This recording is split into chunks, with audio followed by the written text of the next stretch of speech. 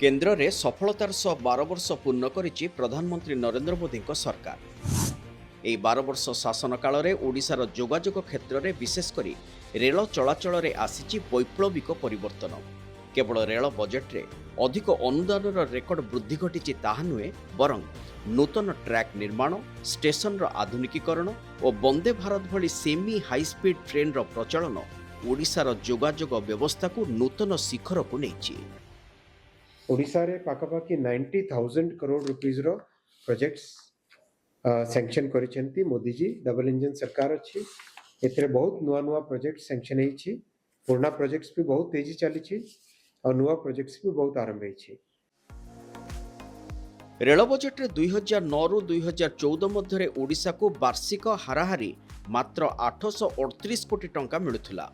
मोदी सरकार आसीबा परे एथिरे प्राय 13 गुणरु अधिक वृद्धि होईछि। एथर ओडिशा पाई रेकर्ड परिमाणर 10,928 कोटी टंकार रेल बजेट होईछि। केवल जे बजेट रे अधिक अनुदान दिया जाउछि ता नुहे, काम भी सेमिति होछि।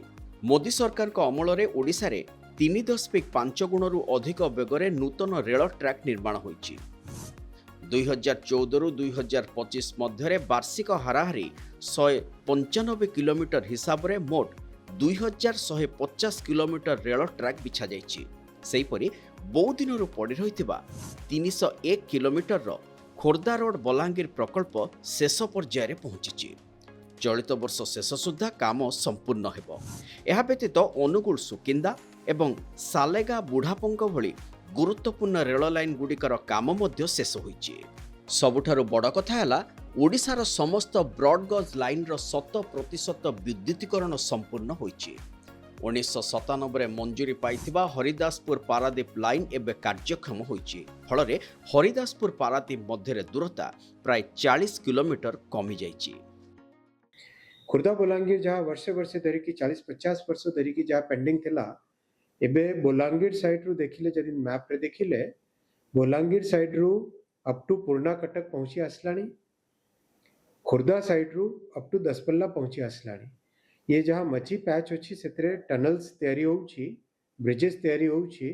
आउ 2027 रे यार फाइनल कंप्लीट इनॉग्रेशन माननीय प्रधानमंत्री जी का हाथ रे यही कंप्लीट प्रोजेक्ट खुर्दा बलांगीर 2027 रे कंप्लीटली इनॉग्रेट हो।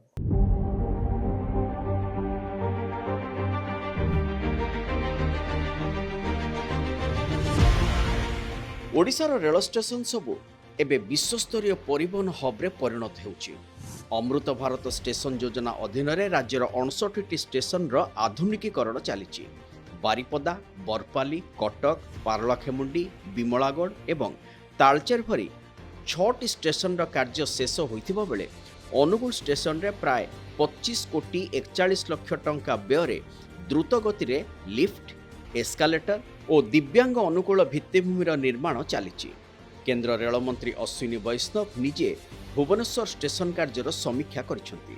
केवल सेतिकी नुहे, ओडिशार समस्त 30टी जिल्ला को रेल नेटवर्क सह जोड़िबा को सरकार लक्ष्य रखिसेंति। दक्षिण ओडिशार भंजनगर, आस्का एवं कंधमालर फुलबाणी पर्यंत रेल लाइन संप्रसारण पई बड़ योजना प्रस्तुत करा जायछि। रेलवे स्टेशन जो बड़ी देश रे माननीय प्रधानमंत्री श्री नरेंद्र मोदी जी नवनिर्माण करुछंती रेलवे स्टेशन से भुवनेश्वर रेलवे स्टेशन गोटे अद्भुत आकार रे तैयारी होईछि। कंप्लीट जेते मु पैसेंजर सहित कथा हेली, पैसेंजर माने कहउछंती जे एयरपोर्ट भलिया देखा जाउछि, एयरपोर्ट रु सुंदर बेसी सुंदर देखा जाउछि। बहुत सुंदर फैसिलिटीज तैयारी होउछि। कंप्लीट हेबा को आसलानी, बहुत कष्ट करिकी काम होईछि, बहुत मेहनत करिकी काम होईछि और बहुत सुंदर भाव रे काम होईछि। गत 12 वर्ष रेल क्षेत्र में यह विकासर धारा ओडिशार सामाजिक, आर्थिक एवं पर्यटन क्षेत्र को एक नूतन बाट देखाइछि।